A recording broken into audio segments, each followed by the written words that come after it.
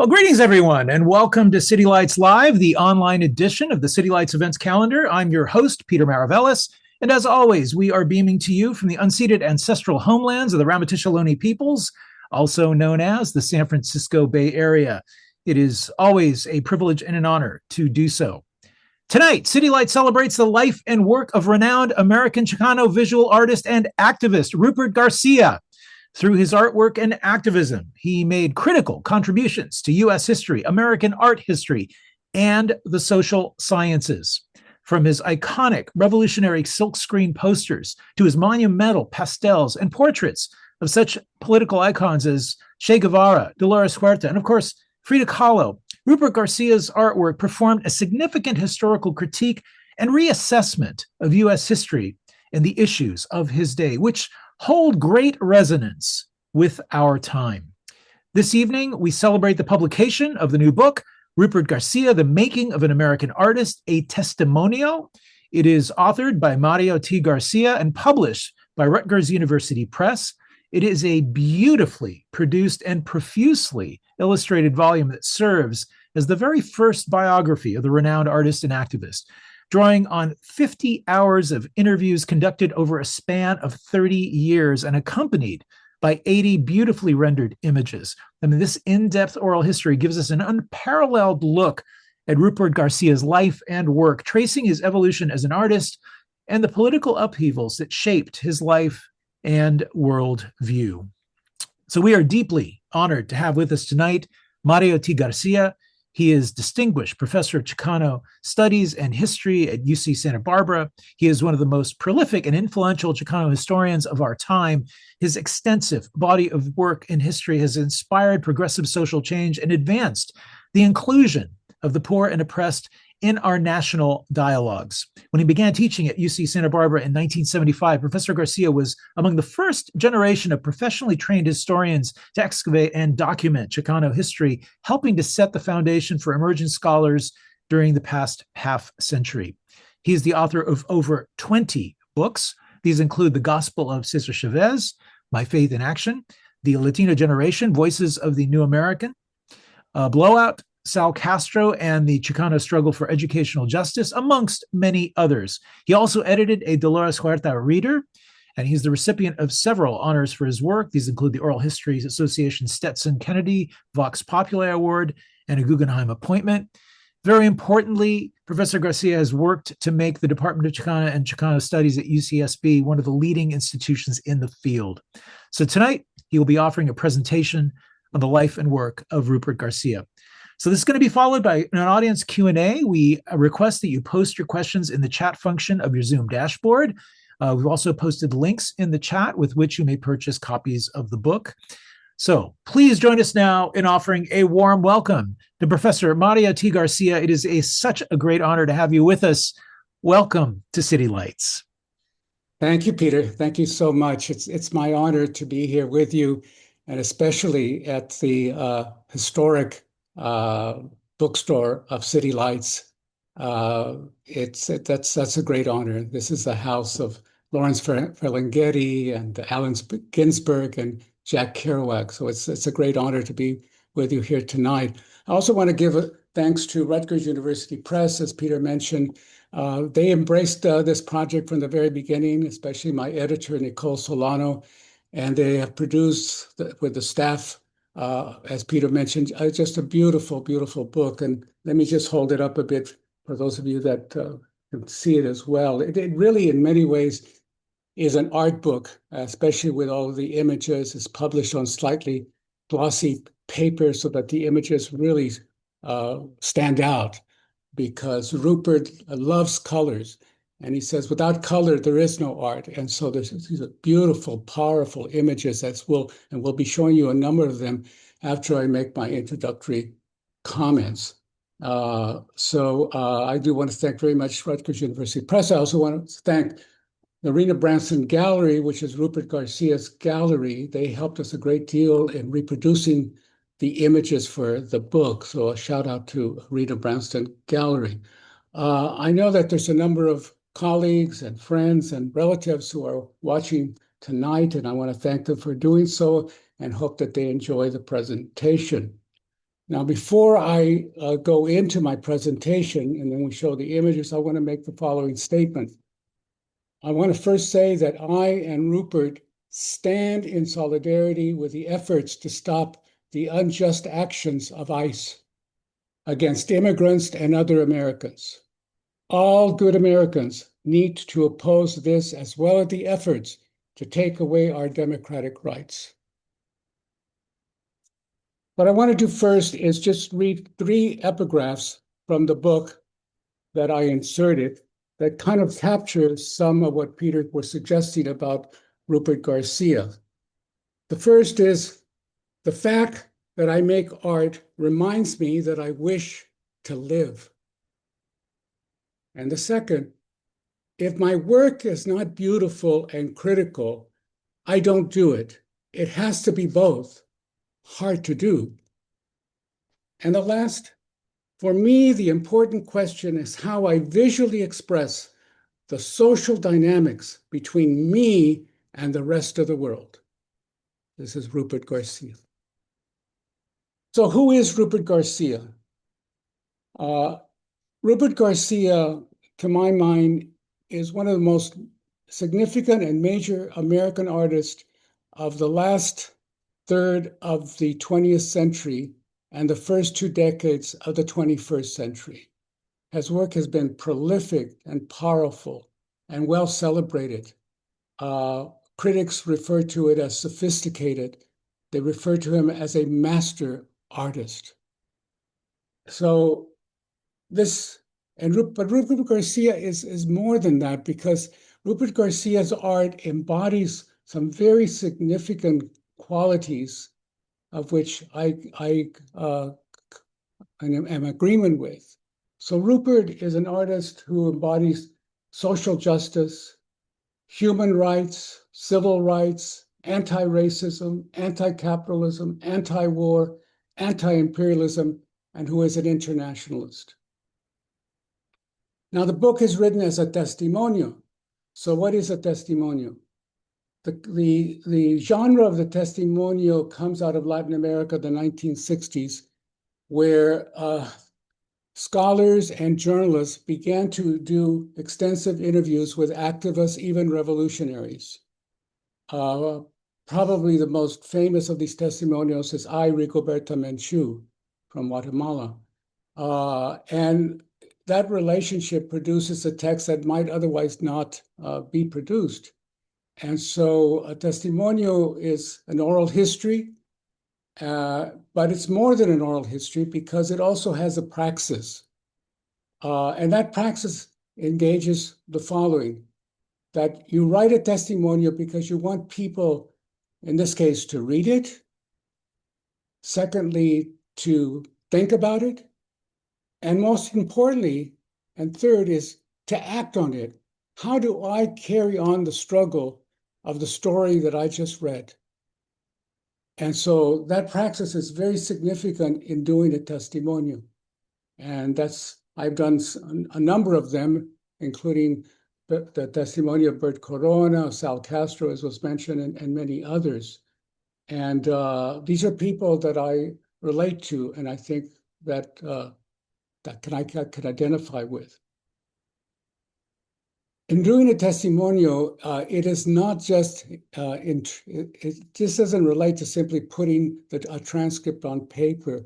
You have to move around the material, you have to edit it. I even write imaginary dialogue that's related to the actual interview and so forth. So there's a creative process as well to the writing of a testimonio. Now, how did I decide to do a testimonio of Rupert García? The other testimonials that I've done and other books that I've done deal with issues of immigration, with civil rights struggles, Chicano Catholicism, leadership, and so forth. But an artist, how did I come to do a testimonial of an artist? I don't have an art background myself. I don't have a degree in art or art history. But what happened was that I did a book in 1995, which was an edited volume on the 25th anniversary of the killing of the noted journalist, Chicano journalist, Rubén Salazar. It was putting together the best of his journalism. And I knew of Rupert. I knew some of his reputation, and I knew that he had done a very iconic image of Ruben Salazar. So I got in contact with Rupert and requested permission to use that iconic image, which he then very graciously allowed me to do. So that was my first initial contact with Rupert, and then later I did a book signing of the Salazar book in Oakland at a bookstore there, and Rupert was there, and we had a chance to get to know each other a little bit more. Shortly after that book was published, and a year earlier my Bird Corona book had been published, I got a phone call in my office from Rupert, and he wanted to congratulate me on the Ruben Salazar book and also the Bird Corona book. I said, well, thank you very much, Rupert. That's wonderful. Great to be in touch with you. And that was about the extent of it. But then I started thinking afterwards, was Rupert in some ways hinting that maybe I should take on his story? I sat on it for a couple of days, and then I called Rupert back and I said, Rupert, it would be great if maybe we could begin to work on your story. And boy, he jumped at that. And he said, yes, absolutely. When do we start? So I had him come down later to UC Santa Barbara. We worked for an entire week, got a lot of his story. And then two other occasions over the next several months, I was able to meet with Rupert and get more of his story. But that would bring the story open only up to 1996. We actually started the project in 1996.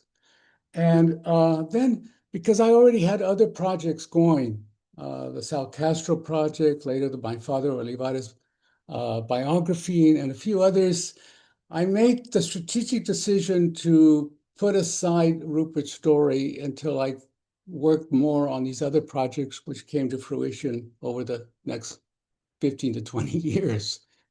So it took about 20 years to get back to Rupert, but he was still waiting for me and still very supportive and gracious. And I said, Rupert, I'm starting to write your book now, your Testimonio, but we need to fill in the last 2 decades of your story. So we began to work again. And because this was COVID time, I couldn't do the personal interviews, but we did telephone interviews. And as Peter mentioned, we did about 50 hours of interviews spanning, Peter mentioned 30 years, so it's a long period of time. This book has been a long time in coming, but I never gave up on it because I was always excited about Rupert and his story and the work of his art, his powerful art. So we continued working and we finished it, and I put it all together. And as I say, Rutgers embraced it. By the way, I should say, some people know this, but others may not know, I'm not related to Rupert Garcia. He's not my brother. He's not my friend. I mean, he's my friend, but he's not. We're not related. Just for your information. So that's how I came to write Rupert Garcia's Testimonio. I want to just give you a brief history of Rupert's life story. Rupert was born in 1941 in a small place called French Camp, just outside of Stockton, California. But most of his life was in Stockton. His father was in World War II, but after the war, his parents divorced. So he largely was raised by his mother and his grandmother, Guadalupe. And it was a very artistic family. Cousins, well, his grandmother, Guadalupe, for example, would make little figurines of animals and other things just from tissue paper. And he had aunts, tias, who were involved in the local ballet folklorico, and they would make the dresses and all of these things that they needed for their performances. And his mother was also somewhat artistic. So Rupert grew up in an artistic family, and they lived in a section of Stockton that was mostly of working class people, Mexicans, but there were also people of other backgrounds, Japanese Americans, people of Irish American backgrounds, Anglo American background, and so Italian American background. So he grew up in a relatively ethnically mixed neighborhood. That's important to know because his art will later reflect that. And how he will not just focus on Chicano Latino images, but he will also incorporate the images of other peoples as well, not only within this country, but in other parts of the world. He went to school in Stockton, elementary school, and then he went on to Stockton High School. One of his fellow students, although she was 2 years ahead of Rupert, was the great American writer Maxine Hong Kingston. And many years later, the high school honored both of them at the same time after they had already gone on to achieve tremendous artistic achievements. After high school, and during all this time, Rupert is beginning to show an interest in art, in drawing, and so forth. And so he does a little bit more of that in high school, but he wants to continue. So he stays locally and attends the Stockton Community College. It's called Stockton Junior College. And he does his AA in art. And so he learns more about art techniques and about various other things that relate to becoming someone who will work in the field of art. And he wants to become an artist. That's his great passion. And so after 2 years in getting his AA degree, he decides to go to San Francisco. Why? Because, well, that's where the artists are, and that's where he wants to go. And maybe somehow that will develop him more in the direction of being a full-blown artist. But this is very hard. Rupert didn't have much money. He had to find a job as a dishwasher. That whole year, he really wasn't very successful in moving him along to becoming an artist. So he returns back to Stockton after a year, and he doesn't have a job. He has to find work. And an Air Force recruiter convinces him to join the Air Force. And Rupert said, I didn't join because I somehow wanted to be in the military, but it was a job. So he went into the Air Force, and he was in different bases, like in Montana. But in his third or fourth year, he was sent to Indochina, and specifically to Thailand. And we're talking here about 1964, 1965. The US war in Vietnam is really beginning to more fully develop. And so Rupert is assigned, along with others, to be a kind of patrolman, a police type person, to protect the airbase, the US airbase in Thailand. This was a secret airbase. And the jet bombers were beginning to bomb into North Vietnam. And so Rupert's job, as well as the others, was to protect that base. And he did that for a whole year. That operation was called Operation Rolling Thunder. That experience in Thailand and Indochina would later affect Rupert's art. And he would come back to do some of the images that related to him with that experience. He then he comes back to California, but he is now discharged in 1966, still wants to be an artist. And because he's able to get the GI Bill of Rights, Rupert enrolls at San Francisco State as an art major. And that really changes his life and the trajectory of his artistic life. He takes art classes. He begins to learn more and more about the techniques and the strategy of art and what art is all about. But he also takes other classes, like in sociology. And those classes in sociology, by very progressive sociologists, really opened a whole new window to him of critical thinking, critical thought. He began to read Marx. He began to read socialist texts and so forth. He becomes radicalized as well because of this reading, but even more so, in 68, 69, Rupert is at San Francisco State when the Third World Liberation Strike starts in that period of time. This is a strike by students calling for ethnic studies and calling for the recruitment of more minority students. Rupert joins in that struggle. That strike will go on through most of the 1968-69 academic year. And Rupert is able to participate, especially as an art major, because he convinces other art students, how can we support the strike? Let's begin to do poster art. Let's do posters in support of the strike. And so some of the early images that Rupert does is in support of the San Francisco State student liberation strike. And that again really changes kind of where the direction that his art will go. After he finishes his MA in art, Rupert moves into the Mission District of San Francisco, the Latino Mission District. And so he also is one of the early participants in La Galería de la Raza, which was a collective of Chicano Latino artists and writers and poets that came together to produce their art and their work and share it, and also share it with the Latino community of the Mission District. This explosion of art in the Mission is referred to as the Mission Cultural Renaissance. And Rupert is very much a part of it with his artistic contributions. And so beginning with that phase of being in the Mission District, and he begins to do the poster art through the use of silk screening. That's his first artistic phase, silk screening and poster art, and we'll show you some of those in just a few minutes.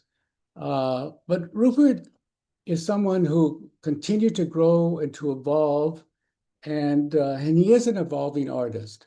But as I mentioned, he's also an engaged artist. He is a committed artist, and his art will reflect that in terms of those themes that I mentioned, like social justice. But Rupert, in the second part of the 1970s, moves on, and he begins to move from silk screening and poster art to the use of pastels, because pastels, as he told me, reflect a lot of color. And for him, as I mentioned, color is everything in doing art. And so he does a number of pastels, very large pastels that will be exhibited in different venues. And then into the 1980s, not only did he continues with pastel, but he then begins to engage with oil. And so he begins to do some very impressive oil paintings and so forth. And then into the last decade of the 20th century, Rupert begins to work with digital art, or sometimes combining digital art with oil, mixed medium. So he goes through these different phases in evolution artistically, but all along, Rupert never loses his social conscience. He never loses his progressive views. He never loses his opposition against racism, against the exploitation of people, against imperialism. And his art will reflect that. And he never loses this sense of kind of a multi-ethnic identity. Yet Rupert becomes a Chicano into the period of the Chicano movement of the late 60s and early 70s as he connects with the Chicano movement. But he's also already third world by the very fact that he engaged in the so-called third world strike at San Francisco State gave him a third world perspective. And he grew up in that neighborhood, as I mentioned, in Stockton, where he had friends of all different kinds of ethnic backgrounds. All of that will be reflected in Rupert's art. He's more than Chicano. He's more than Latino. He's third world also. He's an internationalist. He's multi-ethnic. And all of that you can see in his images. So we want to now move, Peter, we can set it up, the images, and I will comment as we go along on some of the images and how they reflect some of the things that I've just mentioned about Rupert.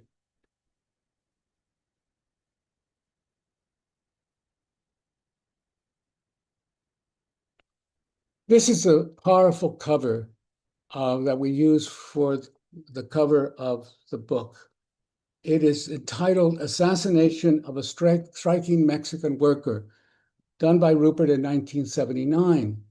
Now, what's interesting about this image is that he takes this image from another celebrated photograph done by the great Mexican photographer, Manuel Alvarez Bravo, who took this image of a striking Mexican worker in Mexico in 1934.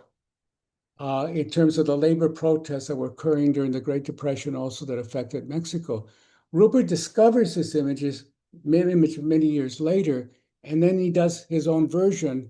Peter, if you can go back to see how Rupert does the image. And this is only part of it. The back jacket shows you the rest of the image. And in the book itself, as you will see later, we have the entire image that Rupert did, but it's borrowed or it's influenced by the photograph taken by Manuel Alvarez Bravo in 1934, which is actually at the Getty Museum in Los Angeles.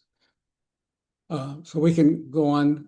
This is a family photo. As I say, he was largely raised by his mother and his grandmother. So this is his mother, his younger brother, Godfrey, and to the left of looking at the photograph is his older brother, Paco, and then Rupert is there to our right.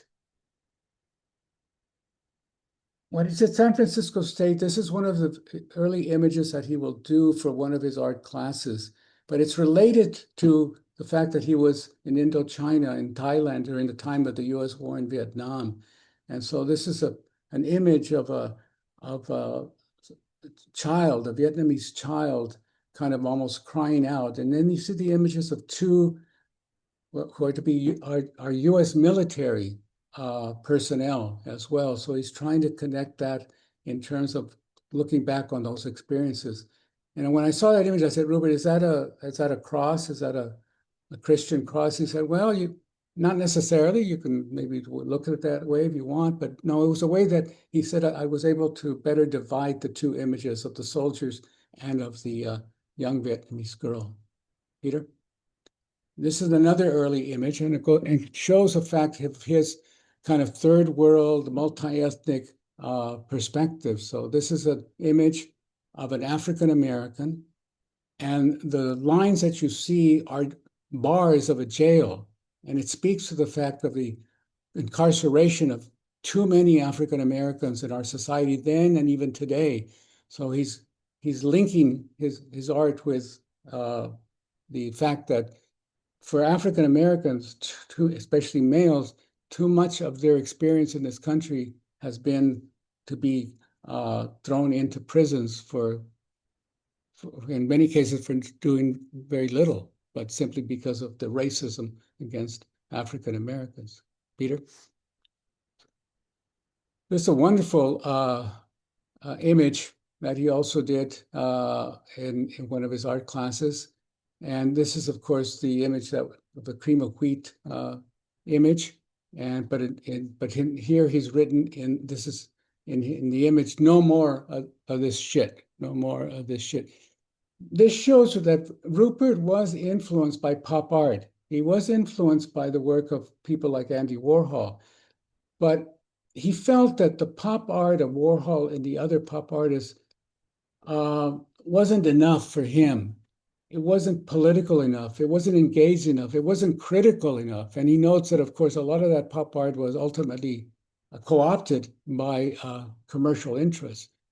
Yes, he's influenced by pop art, and some of his images, early images, could be considered pop art, but they're also quite critical of, in this case, of the kind of production of cereals and so forth that may not be great for our health. And of course, are exploiting people like African Americans. Peter? This is an image of Rupert at San Francisco State around 1968, 69, around during the Third World Strike. Next. This is one of the poster art that he did for the strike. And it's an image of Che Guevara taken from the image that was already around of Che Guevara. But he puts the line right on. Of course, that was a very popular saying at that time, right on, man, right on. And so this is his image in support of the strike, the great revolutionary Che Guevara and the Cuban Revolution of 1969. And then he also does a poster of Emiliano Zapata, the great revolutionary in the Mexican Revolution of 1910. And this is, of course, to encourage the strikers that they come from a revolutionary background and they have this history in support of what their struggle is at San Francisco State. Peter? And then this other poster of an African American, again, the connection that he's making with other ethnic groups, exploited other ethnic groups, struggling ethnic groups. Here's an African American image. And then the blurb says, down with the whiteness. Now that's important because, as he said, this is not an attack on whites. It's an attack on white racism, and that's what he means by down with the whiteness. Next. Rupert did this poster, not for the strike, but he did it in support of the Chicano anti-war moratorium in East Los Angeles on August 29, 1970, when over 20,000 predominantly Chicanos marched against the war in Vietnam, the largest protest against the war by any American ethnic group, including African Americans. So this was his contribution that he sent down to LA, this poster art, Fuera de Indochina, out of Indochina. Next. This is the image that I mentioned that I used for my 1995 edited volume on Rubén Salazar. Rupert did this for the memorial show that they had in honor of Rubén Salazar a month after he had been killed on August 29, 1970. And it was there at the La Galería de la Raza. So this becomes an iconic image that Rupert does of Salazar. Great journalist. And then he does an early image of Frida Kahlo. Not many people were as aware of Frida Kahlo, but he tells me that he was very influenced by Kahlo's art, especially her use of color and so forth. So this is his image of Frida Kahlo to introduce her to the Latino community in San Francisco and to others who see this image. Next. And this is an iconic image of Angela Davis. And it's calling her to be, her and other political prisoners to be freed, to be given their liberty, libertad. And so this was an image that he did for Angela and for other political prisoners that were incarcerated in the United States during these political struggles of the 60s and 70s. Next. And this is his image of the Attica uprising that occurred in the early 1970s in New York. In 1971, prisoners from the Attica State Prison in Upper New York State rose up against the maltreatment and poor conditions, and they went on strike, and they took over the penitentiary, only to be brutally attacked by the police sent out by Governor Rockefeller. And so what Rupert is saying here, that this is a fascist expression. What the attack on these prisoners, primarily Black, is an expression of fascism. Attica is fascismo. Next. This is a poster art that he does, again, kind of pop artish, but critical again. I mentioned that one of his things that he embraces is anti-capitalism. So this is an anti-capitalist and anti-imperialist image, Ceylon tea, product of European exploitation. See, the pop artist would probably only have the image of the kind of colonel-looking figure there, but they wouldn't have the wording that Rupert puts in. That makes it a critical perspective, gives us a critical perspective of what it means of the exploitation countries like India for the British corporations that then produce the tea that is sold all over the world. Next. As many of you know, in 1973, President Allende in Chile was overthrown by the Chilean military with the assistance of the CIA. And this is Rupert's poster art in tribute to Salvador Allende, 1973. Next. In the 1970s, already you had a significant number of deportations. What is happening today under Trump with the deportations and so forth is nothing new. There's a long history of the deportation of Mexican and Latino immigrants in the United States. In the 1930s, 500,000 Mexicans were deported to Mexico because of the Great Depression, under the idea that somehow these people were taking jobs away from real Americans, even though they had been there for many years, producing and working and so forth, making this country rich. But in the 1930s, with the Great Depression, then all of a sudden, the view is that they're no longer needed. By the way, over 50% of those 500,000 should have never been deported because they were U.S. citizens. These were the children of the immigrants who had come in, some with documents, some without documents, but they were all still deported. They were never really asked, what is your status and so forth. So there's been long, then you had in 1954, so-called Operation Wetback. Wetback is a racist term, many more Mexicans. So what we're witnessing today is nothing new. And in the 1970s, where there was an increase in undocumented immigrants, there's a significant increase in the deportation of Mexicans and other Latinos too, under the idea that they didn't have documents. So this is Rupert's image, poster at Cese Deportación, seize the deportations. And you see the barbed wire, which is the fence in places along the border to cut off the US from Mexico. Next. Picasso was an influence, and was one of the artists that, as Rupert began to learn about art, that he looked towards. And so this is his homage to Picasso when Picasso dies in 1973. Next. This image is called El Grito de Rebelde, the Cry of the Rebel, 1975 by Rupert. It reflects a picture that he saw of an Iranian prisoner imprisoned and tortured and killed by the Shah of Iran.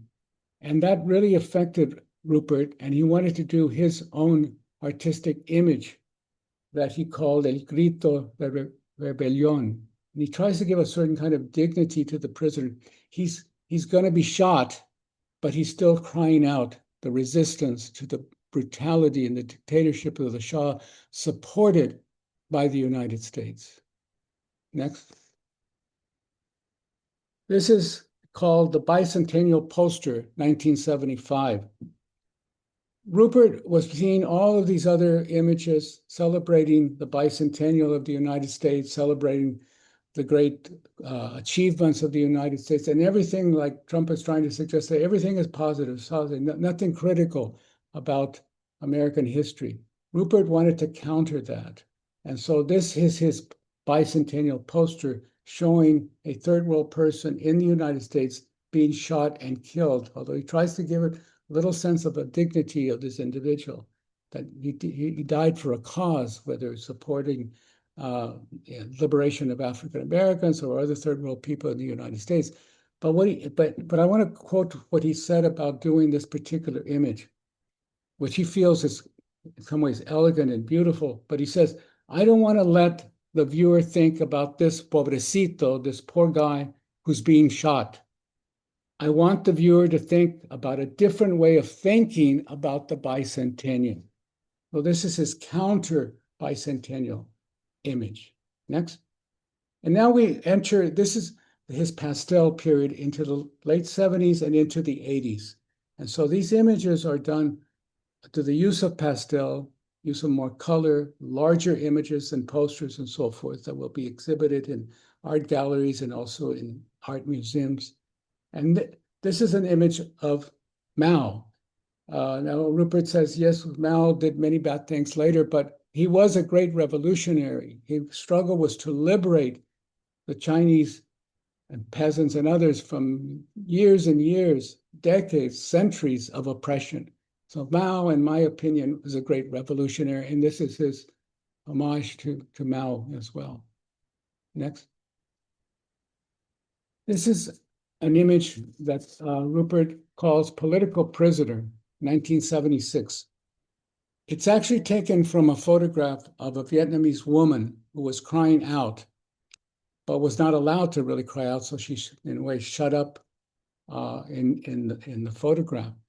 And what Rupert did was to link this photo of a woman in Vietnam who was not allowed to shout out, and he places it in relationship to Olga Dalamante, who was a Chicana who in the mid-1970s went to Argentina under the military government there to help the people get rid of the military junta in Argentina, and she was arrested, tortured, and kept in imprisonment for a number of years. So this is Rupert's connection with a Vietnamese woman and a Chicana woman, Olga Talamante, to link them together and reflects an international solidarity.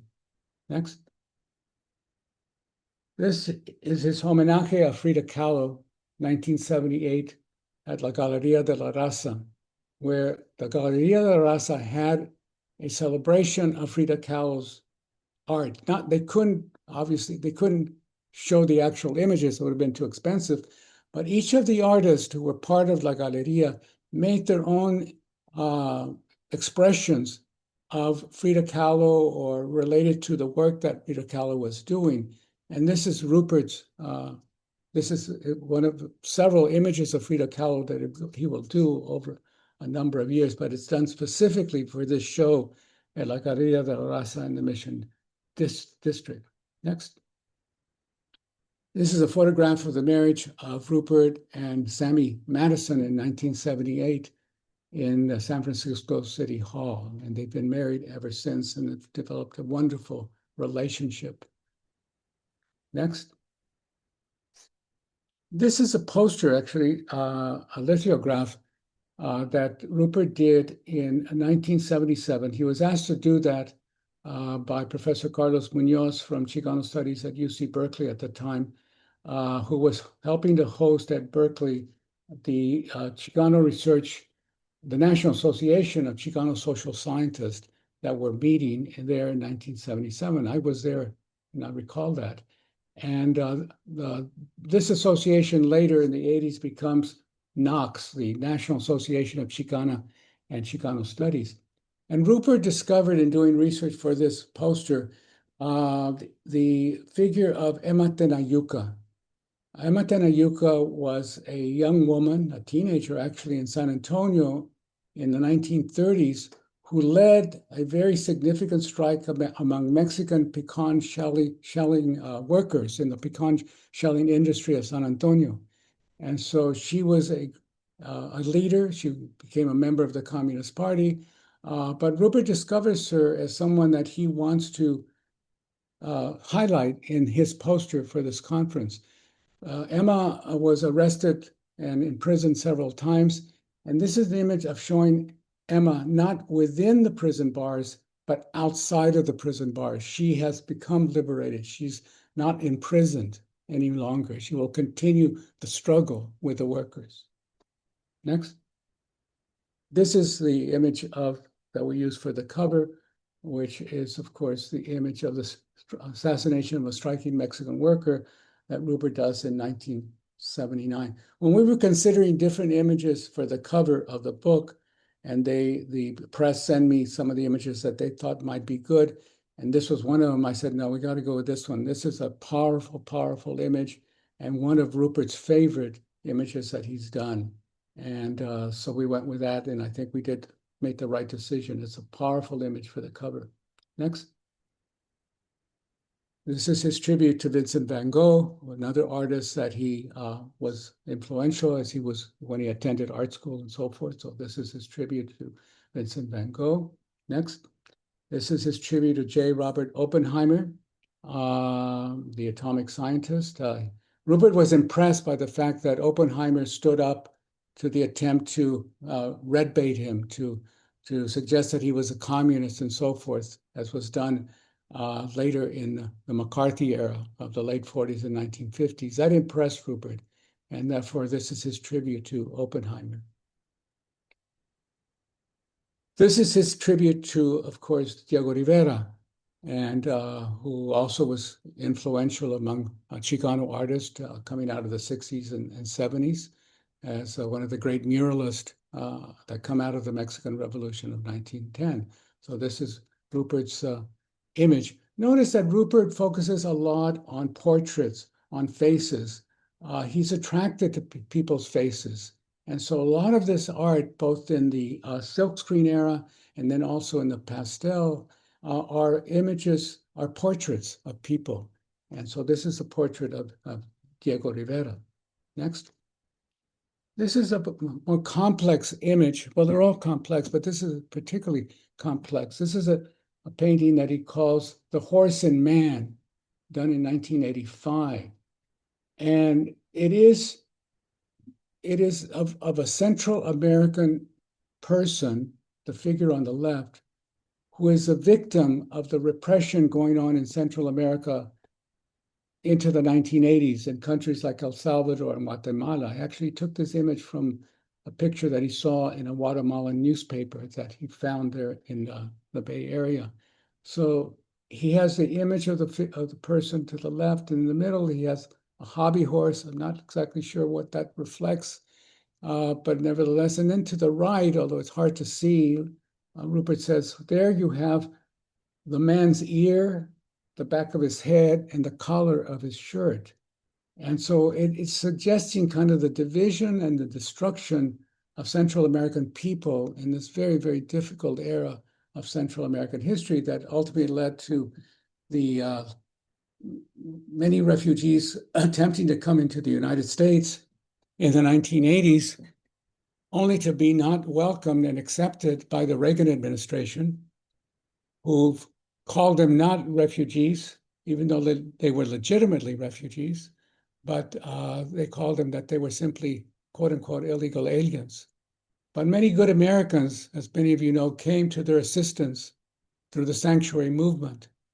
My biography, recent biography, Father Luis Olivares in Los Angeles, is part of that history of, in this case, Chicano Catholics reaching out to the Central Americans and helping them in any way, housing them, feeding them, clothing them, getting them medical attention, getting their kids in school and so forth. So this is Rupert's attempt to connect with that Central American connection, but also with the victimization of the Central Americans. Next. Rupert also was asked to do the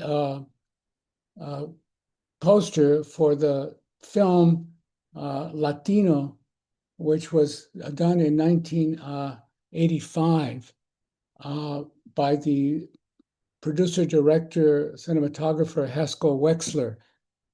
Rupert knew Wexler, and Wexler asked him if he would do the poster for the film. And this is, some of you have seen the film. It's a film about Chicanos who are recruited by the CIA. To be soldiers, military people, but they are sent to help to try to overthrow the Nicaraguan revolution in the Sandinista revolution in Nicaragua. These are and to assist the so-called Contras, but these are Americans disguised in Nicaragua. And part of their disguise and the nakedness of the image here is to suggest that the soldier, the Chicano soldier, has shed his military uniform and he's going to now take on some kind of other appearance to kind of melt in with the Contras and the Nicaraguan population. That what he's holding in that hand are his dog tags, because he also has to get rid of the dog tags. So as Rupert saw some of the filming of the film of the movie, this is what struck him, and this is what influenced him in doing this image for the film Latino. Next. Rupert was also influenced by the anti-apartheid movement throughout the world, by the anti-apartheid movement in South Africa, by the leadership of Nelson Mandela, who at that time was still in prison. He does this image in 1981, as early as 1981. And he's asked to do that by some of the anti-apartheid groups here in the United States. And so the Liberation Support Movement in the United States. So this is his image entitled Freed Nelson Mandela and All South African Political Prisoners. And it's the lettering, it's done because it's a poster that's going to be circulated in support of the anti-apartheid movement and calling for the free liberation and the release as a political prisoner of Nelson Mandela and others in South Africa. So the writing on the right is in English, in French, and in Spanish. So this also again suggests Rupert's internationalism. And, oftentimes, some others might say, well, wait a minute, Rupert, but is this Chicano art?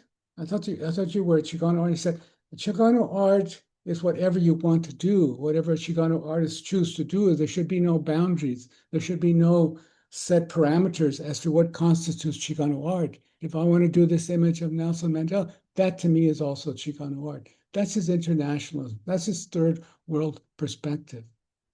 Next. This is an image of the Virgen de Guadalupe, but it's Rupert Garcia's image of the Virgen de Guadalupe, which is just a little bit off from the image that is traditionally referenced. His grandmother, as I mentioned, was named Guadalupe, and his grandmother, Guadalupe, had a great devotion to Our Lady of Guadalupe. In fact, for a long time, as Rupert was growing up, he thought his grandmother, Guadalupe, was the Virgen de Guadalupe. So this is his tribute in some ways to his grandmother, Guadalupe, as well. And what you see to the left, he says, that's me. That's me. That's my hair. I'm hanging down. I'm hanging down upside down. But that's me. Next. He will do many other images of Our Lady of Guadalupe. This is entitled For Victor Chen in 1986. Rupert was struck earlier in the 1980s about the murder of a young Chinese American, Victor Chen, in Detroit. He was murdered by white Detroit auto workers who felt that the production of Japanese cars were undermining their jobs. And they, on this particular occasion, ran into Victor Chen, and they believed he was Japanese, although he was Chinese. They didn't care. They beat him up and they killed him, hitting him with baseball bats. So the image to the right is Victor Chen, and he's portrayed Victor Chen not as a victim, but someone who is still looking to the future. He still has a future. He may be dead, but he's still looking towards the future and the future of other good people. And to the left are supposed to be like baseball bats in some respects. And so these are the murder weapons that killed Victor Chen. Next.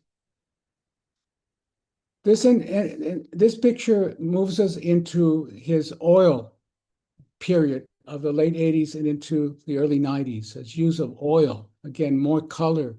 He's able to do more with oil in terms of rich colors. And he does many. I'm going to show you two right now, but one that's here, that's in the book, is called Goliath over David, or the U.S. invasion of Grenada in 1987. This is Rupert's protest against this unauthorized, illegal, unconstitutional attack by the United States against the small island of Grenada in the Caribbean. And of course, there's a long history, as we know, of U.S. intervention, military interventions throughout Latin America. What we saw a couple of weeks ago in Venezuela is nothing new. It's a continuation of gunboat diplomacy, dollar diplomacy, all these interventions that the United States was involved in beginning in the early 20th century, the overthrow of Allende and so forth, the overthrow of the legally elected president of Guatemala in 1954. All of this is connected. And so this is protest art. This is done in oil against the U.S. intervention in Grenada in 1987. Next. These are pictures taken by the photographer in the Bay Area, Terry Laurent, and I want to thank Terry for allowing us to use her images of Rupert in his Oakland studio. And you see some of the images that he's worked on in the background. To the right is the image of Mao that we showed you. And there's Rupert in the 1980s. In his studio with paint all over his pants and so forth, but that's his working studio. Next is another image, another photograph by Terry Laurent of Rupert as well, showing him with the background of some of his paintings.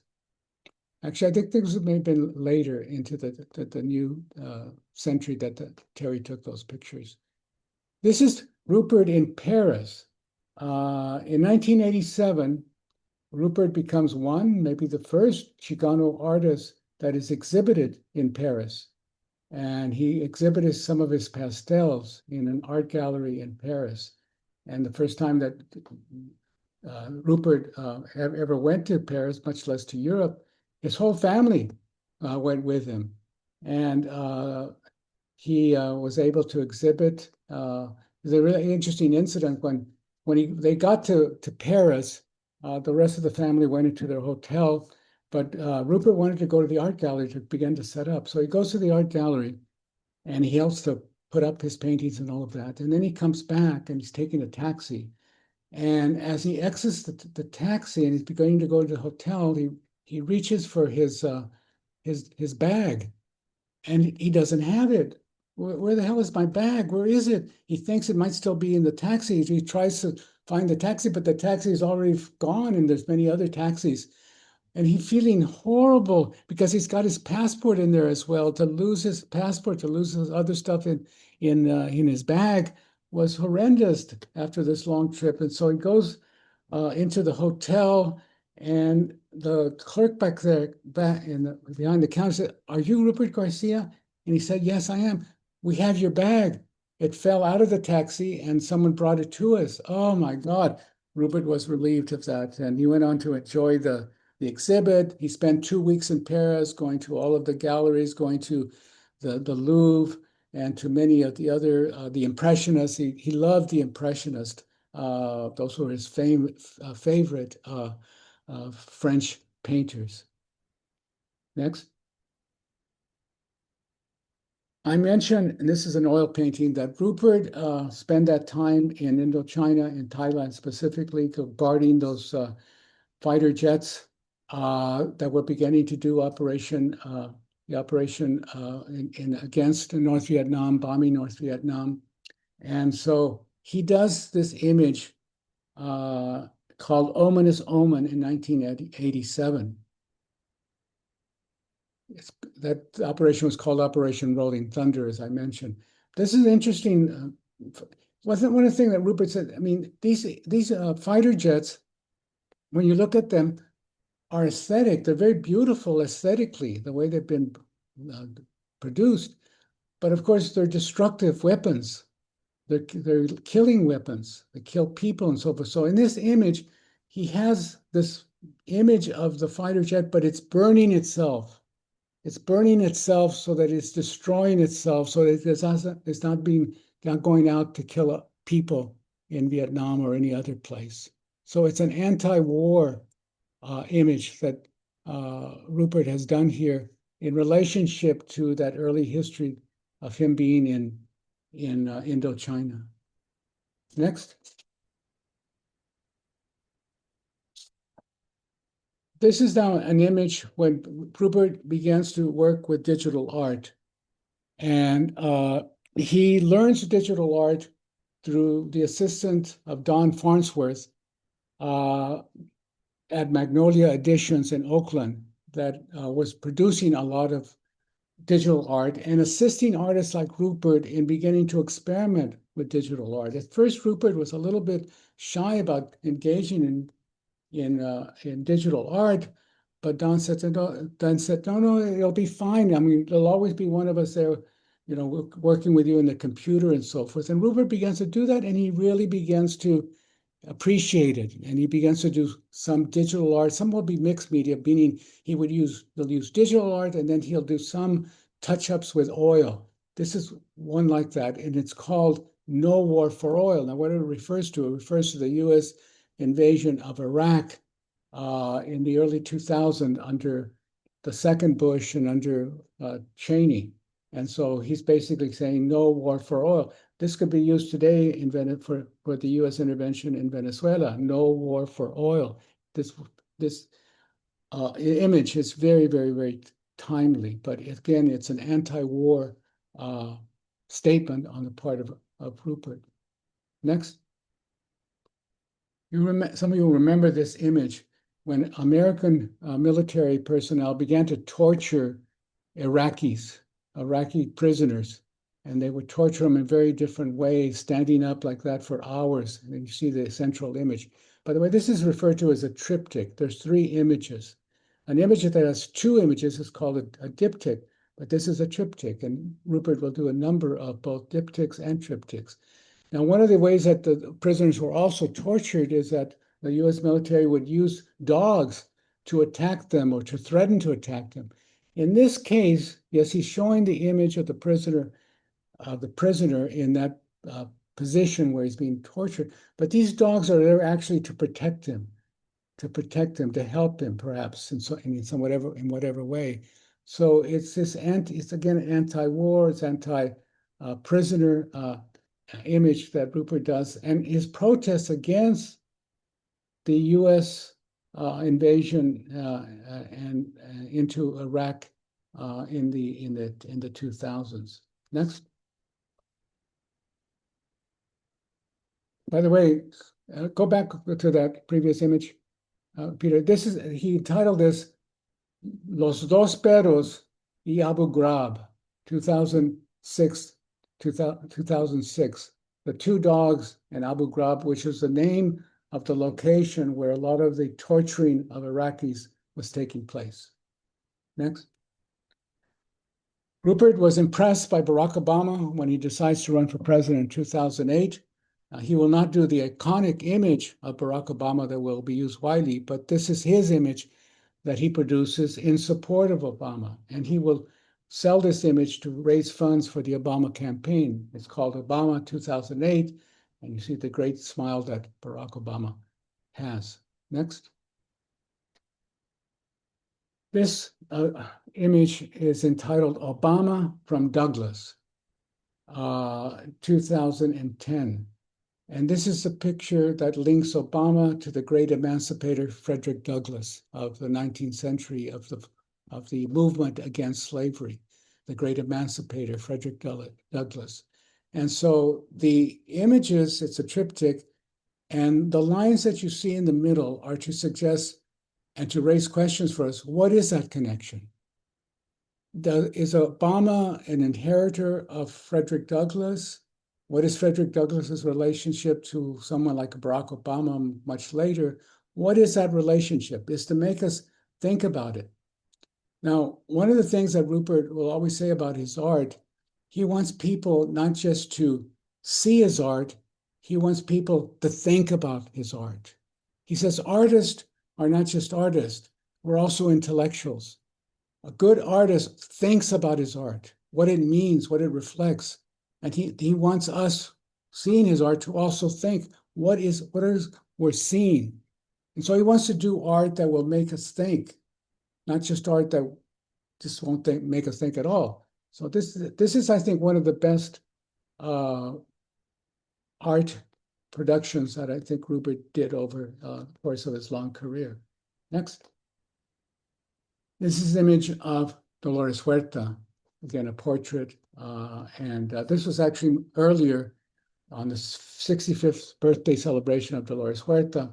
And he was asked to do this image of Dolores, which he did.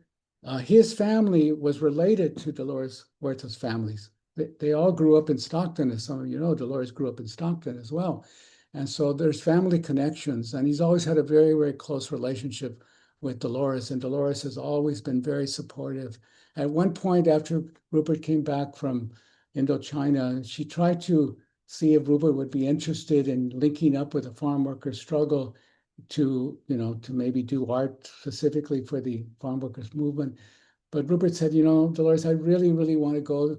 I want to become an artist. I want to go to get an art degree. And Dolores was just very, very supportive. Rupert, you have to do what you want to do. And I support you for that. So they've always had a very supportive and a close relationship. So this is his homage to Dolores Huerta on her 61st birthday. Next.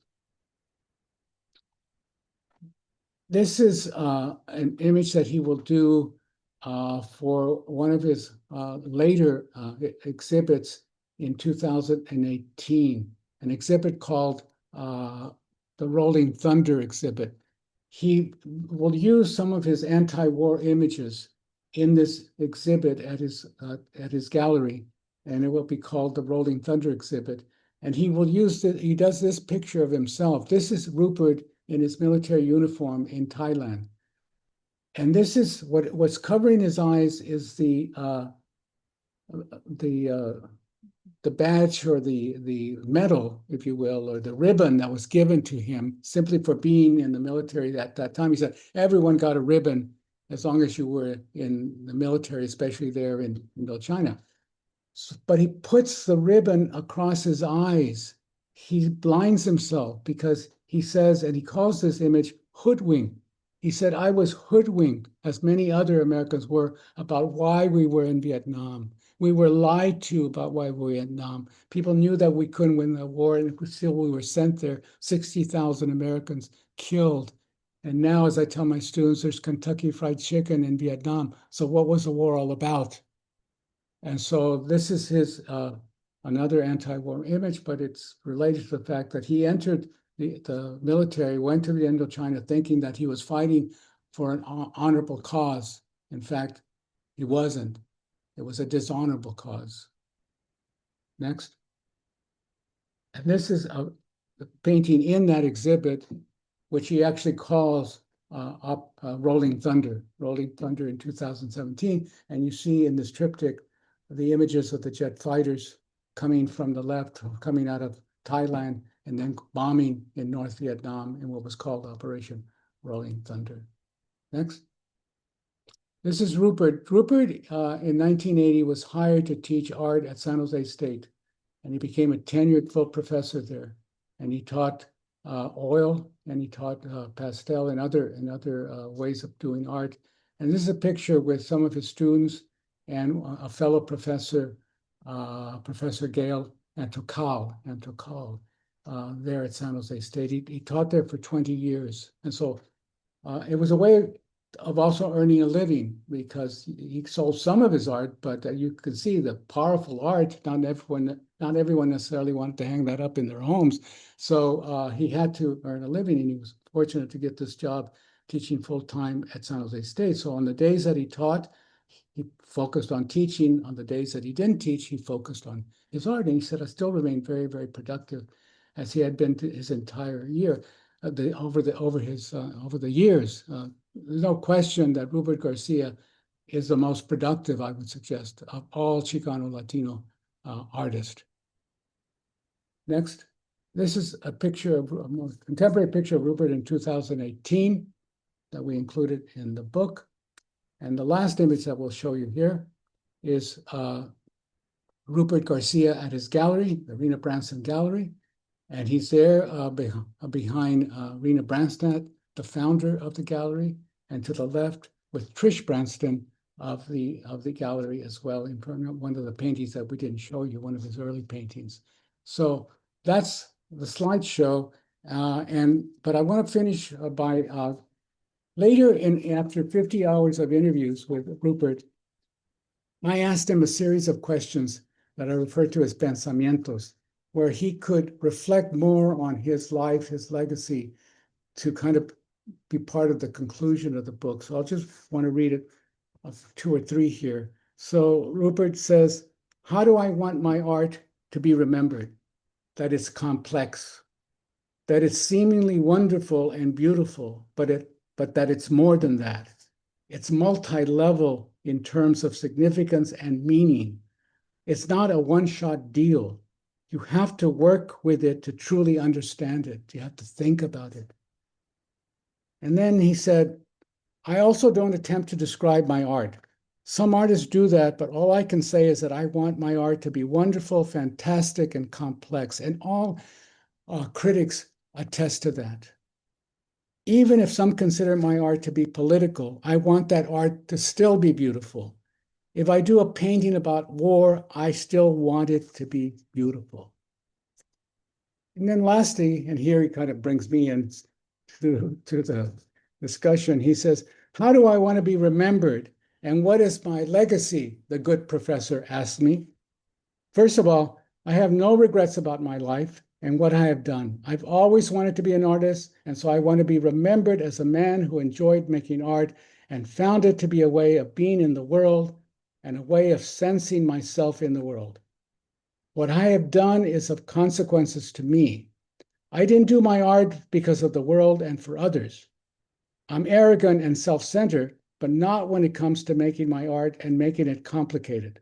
I have tried to make my art exciting, but not to change people's minds. I am an artist who loved his art, but I don't think about what a great artist I am. That's where I control my ego. I just want to make decent, deep, complex, and exciting work. For me, does my art make people think? I didn't set out to do this, but if people respond in ways that they feel enlightened or whatever, that's wonderful, because I'm trying to enlighten myself. I want to conclude by saying it was a great honor for me to work on Rupert Garcia's Testimonio. We're of the same biological generation, we're the same political generation. And so we have many interests that come together. I see myself as a liberation historian. I see Rupert as a liberation artist. So we complemented each other very, very well. And I'm very proud of this book. I'm glad that I stuck to it over all of those 30 some odd years that Peter mentioned. And we both are very, very proud of what has now been produced, this particular book that honors Rupert Garcia about his life and work over all the years that he's been a great artist, a great American artist. And I want to emphasize that. That's why the subtitle is The Making of an American Artist. He is one, as I mentioned at the beginning, one of the great American artists of the last third of the 20th century and the first 2 decades of the 21st century. So I'll leave it there. Thank you very much. And I know I'll address any questions that Peter sends on to me. Thank you very much. So we do have some questions coming through. Lincoln asks, when and via what sources was Rupert first exposed to the poster art coming out of Cuba?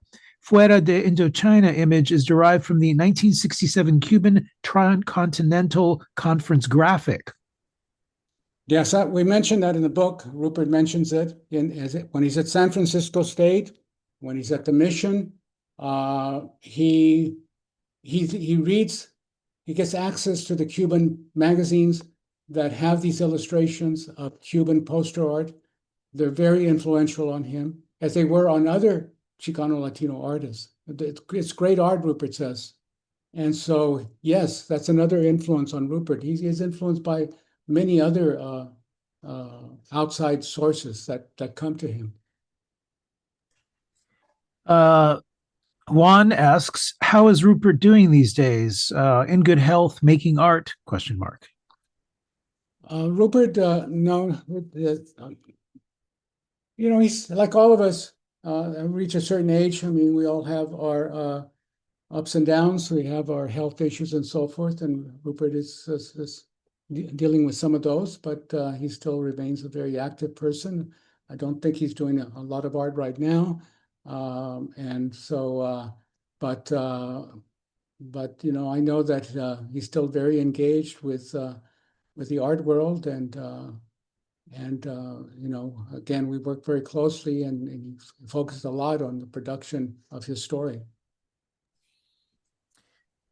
Let's see. This is coming in from David. Over those 30 years, when did you make up your mind to write Rupert's Testimonio? Was there anything in particular that you remember occurring that prompted you to really focus on this project? Well, as I mentioned, I felt that when Rupert did that phone call to me, congratulating me on my Ruben Salazar book and my Bert Corona book, I thought that underlying that was a hint that, why don't you work on my story? And so I took that up, and of course he was interested in my doing the story. But I want to say also that, yeah, I did put it off for a number of years, but in many ways, this was fortuitous.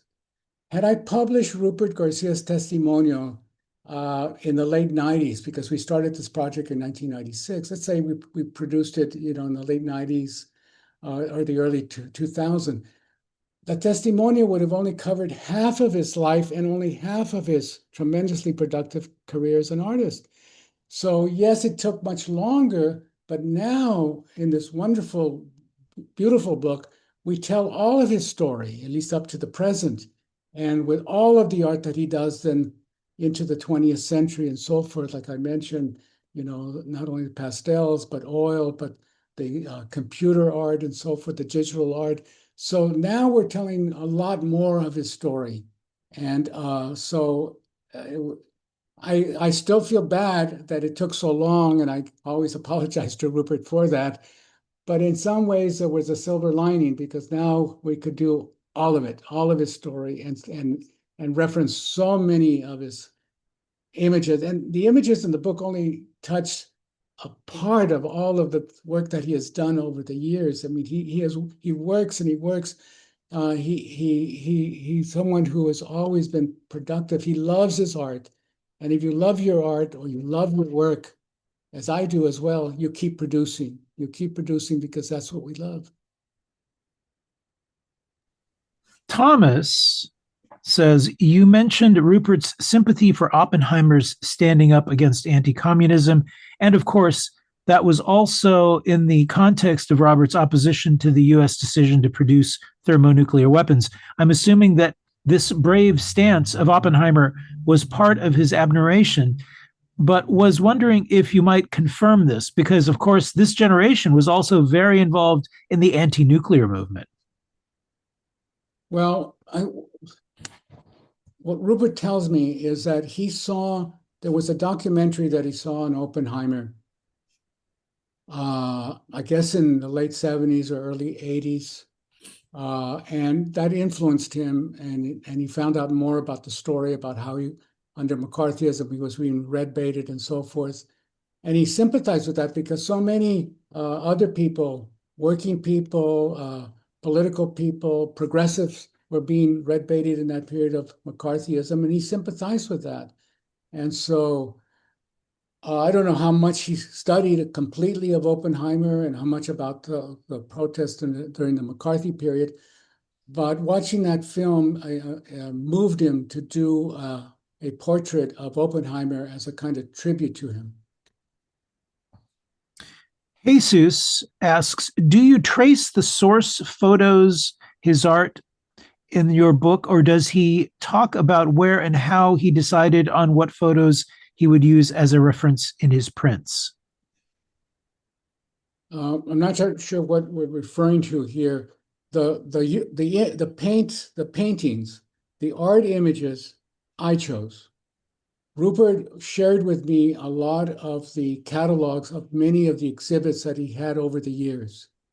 I researched them and selected various very powerful images for Rupert to talk about in our interviews.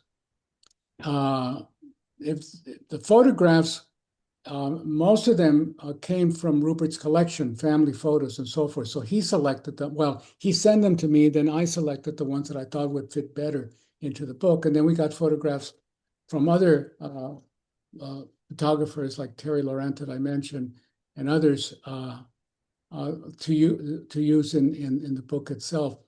One of the things about Testimonio that I didn't mention when I tried to define what a testimonial is that a testimonio has a dual authorship. There's two authors. And in many ways, I'm the main author in the sense that the narrative follows my questions. The question that I asked Rupert is the way that the narration develops. He responds to my questions. I don't recall, rarely did Rupert volunteer certain aspects of his story and so forth. It was mostly my questions that created the narrative. So there's a dual authorship, but I, as the interlocutor, very much am I authoring that narrative. Now,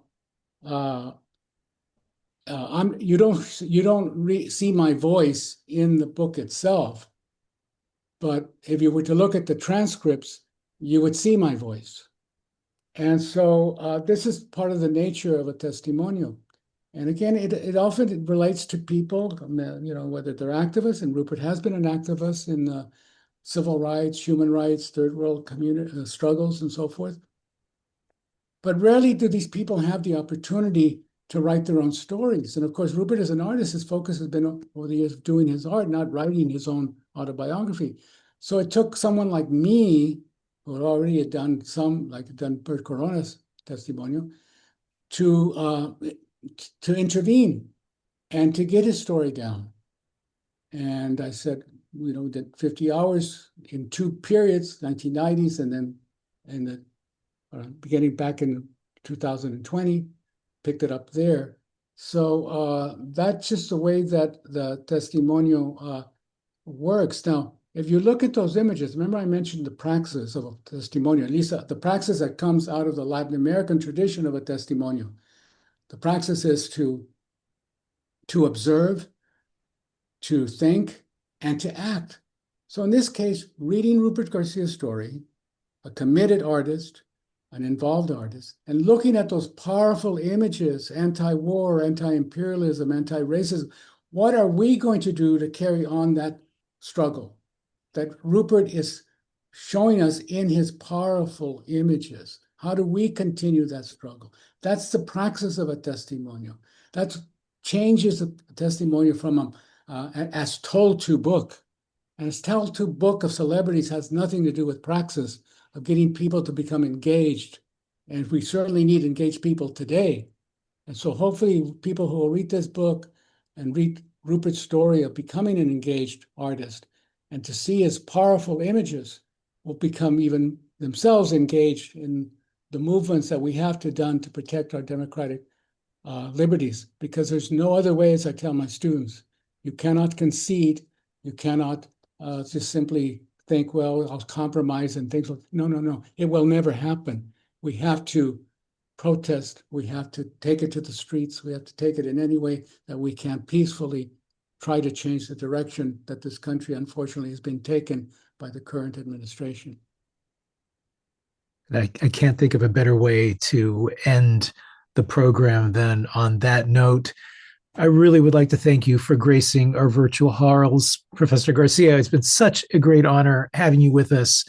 And congratulations on this wonderful achievement. It is such a gorgeous book. Well, thank you so much, Peter. And for City Lights, as I say, I'm with giants, Ferlinghetti, Ginsberg, and not that I'm in the same tradition, but I feel honored that you asked me to be part of the program sponsored by City Lights Books. So thank you very much. I want to thank our audience as well. We couldn't get to all of the questions, but maybe some of you can email me your questions, and I will get back to you as well. So thank you, all of you, for this evening. Thank you so much. And we have posted links in the chat function of your Zoom dashboard with which you may purchase copies of the book. Or better yet, if you're in the hood, please come on down, pay us a visit. We are located in San Francisco's historic North Beach district. We're open 7 days a week. Our hours are 10 a.m. to 10 p.m. every day. Today's event has been made possible by support from the City Lights Foundation, fostering an active engagement with books and literary culture through our public events, our publishing program, and our educational outreach, all dedicated to sustaining a vibrant community of readers, writers, and independent thinkers. So long, everybody. Take care, be kind to each other, and we hope to see you all again soon.